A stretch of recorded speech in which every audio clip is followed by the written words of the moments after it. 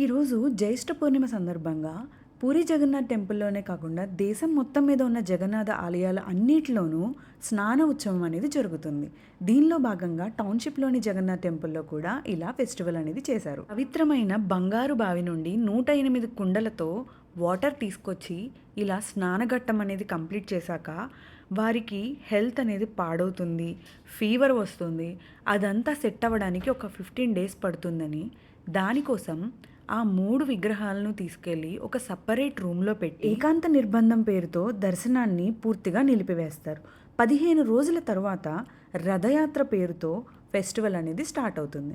ఈ స్నానఘట్టం పూర్తయిన తరువాత గజ వేషధారణలో భగవంతుడిని మనకి దర్శనానికి నైట్ వరకు ఉంచుతారు.